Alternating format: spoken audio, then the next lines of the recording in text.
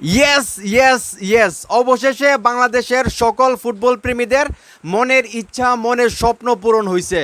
Finally Bangladesh FIFA Asian cup টুর্নামেন্টে অংশগ্রহণ করবে, এটা মোটামুটি বাফুফে থেকে 100% কনফার্ম করা হয়েছে। ভাইরে ভাই, যারা চাইছেন আমার মতো বাংলাদেশ এশিয়ান কাপ টুর্নামেন্টে অংশগ্রহণ করবে, এক্ষুনি ভিডিওটা শেয়ার করেন। এটা সারা বাংলাদেশের মানুষের দেখা উচিত, আমি যেটা মনে করি। আজকে ফিফার সঙ্গে বাফুফের কথা হয়েছে, সেখানে ফিফা সরাসরি বাফুফেকে আমন্ত্রণ জানাইছে ফিফা এশিয়ান কাপ টুর্নামেন্টে অংশগ্রহণ করার জন্য, এবং বাফুফের সঙ্গে সঙ্গে রাজি হয়ে গেছে। বাফুফে বলছে যে আমরা অবশ্যই ফিফা এশিয়ান কাপ টুর্নামেন্টে অংশগ্রহণ করতে চাই। ভাইরে ভাই, আমি এটা নিয়ে কত চিল্লাচিল্লি করছি প্রথম থেকে। আমি মন থেকে চাইছি যে বাংলাদেশ ফিফা এশিয়ান কাপ টুর্নামেন্টে অংশগ্রহণ করুক। ভাই, মালয়েশিয়ার বিপক্ষে খেলবে, সিঙ্গাপুরের বিপক্ষে খেলবে, ইন্দোনেশিয়ার বিপক্ষে খেলবে বাংলাদেশ। চিন্তা করে দেখেন, বাংলাদেশ হারবে নাকি জিতবে সেটা পরের বিষয়, কিন্তু বর্তমান যে বাংলাদেশের দলটা আছে সেটা ওয়ার্ল্ড ক্লাস একটা দল, এশিয়ার ভিতরে সেরা দল বর্তমানে। ভাই, world class footballer Hamza Chowdhury আমাদের দলে আছে, ফারহান আলী ওয়াহিদ উনি আমাদের দলে আছে, এবং সুকিতু সুফা উনি বাংলাদেশে আসবে খেলার জন্য। একজন গোলরক্ষক আমেরিকান প্রবাসী সাইফ কেরাওয়ালা উনি বাংলাদেশে আসতেছেন খেলার জন্য। ফাহামিদুল্লাহ আছে। ভাই, কার কথা বলবো, সুমিত সোম আছে। এত ভালো ভালো ফুটবলার থাকতে যদি আমরা চ্যালেঞ্জ না নিই, এত ভালো ভালো ফুটবলার থাকতে যদি আমরা বড় বড় টুর্নামেন্ট খেলতে না যাই, তাহলে আমরা কিভাবে 2030 ফুটবল বিশ্বকাপ খেলবো?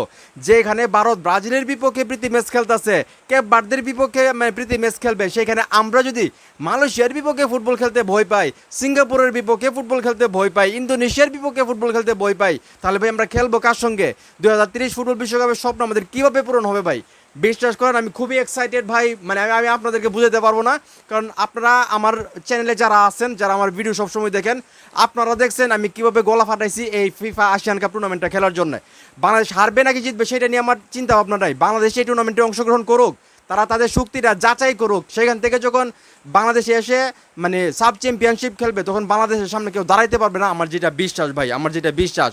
তো আমি আপনাদেরকে কনফার্ম করে বলতেছি, যারা মন থেকে চাইছিলেন, যারা ফুটবলকে ভালোবাসেন, যারা মন থেকে চাইছিলেন যে বাংলাদেশ ফিফা এশিয়ান কাপ টুর্নামেন্টটা খেলুক, আজকে 100% কনফার্ম হয়ে গেছে যে বাংলাদেশ ফিফা এশিয়ান কাপ টুর্নামেন্টে খেলবে। ভাই, এর চাইতে খুশির খবর বাংলাদেশের ফুটবলের জন্য আর একটাও হইতে পারে না, আমি যেটা মনে করি।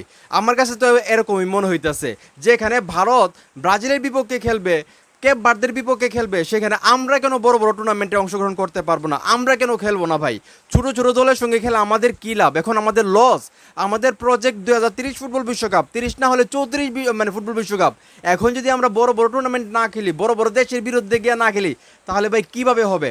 তো যাই হোক, আজকে ফিফার সঙ্গে বাহুফের মিটিং হয়েছে, কথা হয়েছে। ফিফা সরাসরি বাহুফেকে বলছে যে আমরা চাই আপনারা ফিফা এশিয়ান কাপ টুর্নামেন্টে অংশগ্রহণ করুন, এবং ফিফা সঙ্গে সঙ্গেই আসলে উত্তর দিয়ে দিচ্ছে বাহুফে যে আমরা এশিয়ান কাপ টুর্নামেন্ট খেলতে রাজি আছি।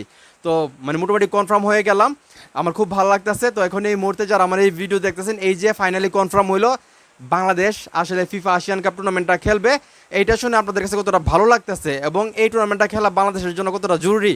আপনারা কি মনে করেন যে মালয়েশিয়া, সিঙ্গাপুর, ইন্দোনেশিয়ার বিপক্ষে আসলে খেলা উচিত বাংলাদেশের?